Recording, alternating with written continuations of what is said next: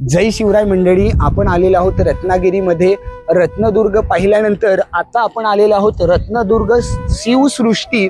एक महाराजांच्या मंदिरांचा पूर्ण स्ट्रक्चर आहे. नेमकं काय आहे ते तर आपण आतमध्ये गेल्यानंतर सर्व गोष्टी पाहणार आहोत.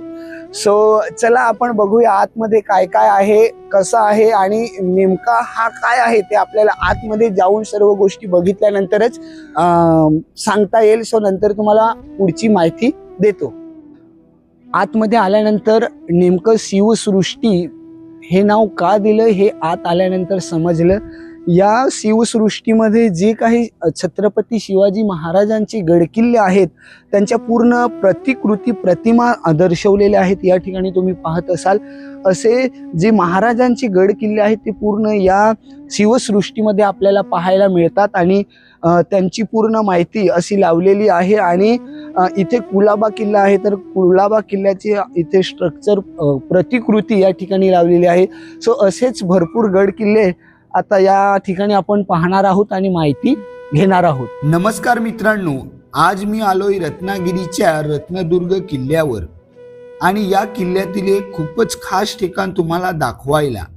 शिवसृष्टी किल्ल्याच्या दक्षिण टोकाला समुद्राच्या अगदी जवळ शांत वाऱ्यात डुलणाऱ्या झाडामधून चालत जाताना हा परिसर दिसू लागतो आणि पहिलाच नजर भरून घेताना मन आनंदाने भरून येतं. शिवसृष्टीत पाऊल टाकताच सर्वात आधी दिसतात श्री छत्रपती शिवाजी महाराजांच्या आयुष्यातील महत्त्वाच्या घटना आणि युद्धाचे सुंदर शिल्प.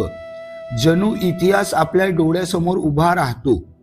महाराज घोड्यावर आरूढ झालेले, स्वारीवर निघालेले, शत्रूवर झेप घेतलेले, प्रत्येक दृश्य इतकं सुंदर घडलं की आपल्या महाराष्ट्राच्या संस्कृतीची आणि शौर्याची ही जिवंत स्मृती आहे.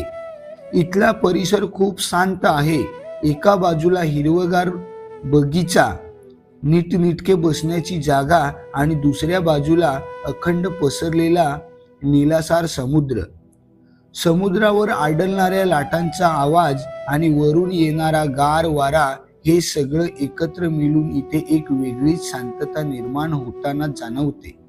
कधी कधी वाटतं की इथे बसून तासनतास फक्त समुद्र पाहावा आणि मन मोकळं करावं. शिवसृष्टीचे शेजारी उभं राहिल्यावर रत्नदुर्ग किल्ल्याचा संपूर्ण परिसर दिसतो. तटबंदी, जुनी बांधकाम आणि लांबवर सुदर्शनगडची झलक. महाराजांच्या काळात या ठिकाणावरून समुद्र मार्गावर लक्ष ठेवायचं काम होतं याची जाणीव इथून मिळणाऱ्या दृश्यांमधून होते. इतिहास, निसर्ग आणि समुद्राचं हे मिश्रण या ठिकाणाला अधिकच खास बनवतं. फोटो आणि व्हिडिओ काढायला हे ठिकाण अगदी परफेक्ट आहे. कितीही साधं शूट करा पण लाईट, इथला वारा आणि पार्श्वभूमी तुमचा व्हिडिओ सुंदर करून टाकतात. फॅमिली, फ्रेंड किंवा एकट्याने कोणासोबतही आलात तरी इथे फोटो आणि रील्स भारी दिसतात. एकूणच काय तर रत्नदुर्ग किल्ल्यावर आलात आणि शिवसृष्टी पाहिली नाही तर तुमचा टूर अपुरा राहतो. श्री छत्रपती शिवाजी महाराजांच्या शौर्याला वंदन करायचं असेल, शांत निसर्गात वेळ घालवायचा असेल किंवा कुटुंबासोबत सुंदर आठवणी जमा करायच्या असतील तर हे ठिकाण नक्की भेट द्या मित्रांनो. आणि इथे आपल्याला सुंदर अशी प्राचीन काळातील शिप किंवा बोट, छोटासा प्रवास कसा वाटला ते कमेंट्स करून नक्की सांगा. व्हिडिओ आवडला असेल तर लाईक करा, शेअर करा आणि असाच आणखी ट्रॅव्हल ब्लॉगसाठी आणि चॅनलला सबस्क्राइब करा. आपल्याला आपल्याकडील दादा, ताई, बहीण सर्वजण आहेत आणि आपल्याला ते रत्नागिरी शिवसृष्टीच्या या परिसरामध्ये भेटलेत आणि आवाज दिला. खूप आनंद झाला या सर्वांना भेटून. असं त्यांची ओळख आपण त्यांच्याकडूनच घेऊया. दादा, कुठून आहेत तुम्ही? आम्ही पडग्यावरून आलोय. योगेश लोखंडे. आई, तुमचं नाव काय?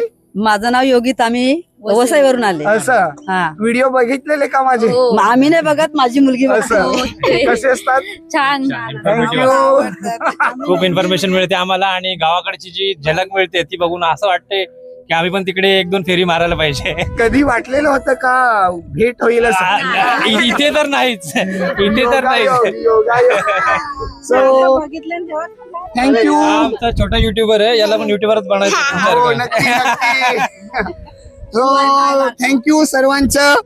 असेच व्हिडिओ बघा आणि या पुढेही चांगल्या चांगल्या गोष्टी, चांगले चांगले ठिकाण तुमच्यापर्यंत पोहोचवत राहीन. थँक्यू. थँक्यू. आपल्याला आतमध्ये आपण आलो या दादांमुळे. सो दादा थँक्यू. जय शिवराय. दादा नाव आपलं? गणपती बांदेकर. तुम्ही प्रॉपर इकडचेच. इकडचेच. So thank you. तुमच्यामुळे आम्हाला हे शिवसृष्टी पाहायला मिळाली. सो दादांचं माझ्याकडून आपल्या चॅनल कडून थँक्यू, कारण दादांमुळे आपल्याला हा व्हिडिओ या ठिकाणचा पाहायला मिळत आहे.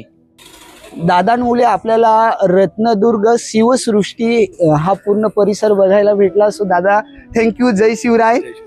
दादा नाव आपलं? माझं नाव आनंद कीर. इथे स्थानिकच आहे, इकडचा असं. इकडची देखभाल करतो. सो परत एकदा थँक्यू.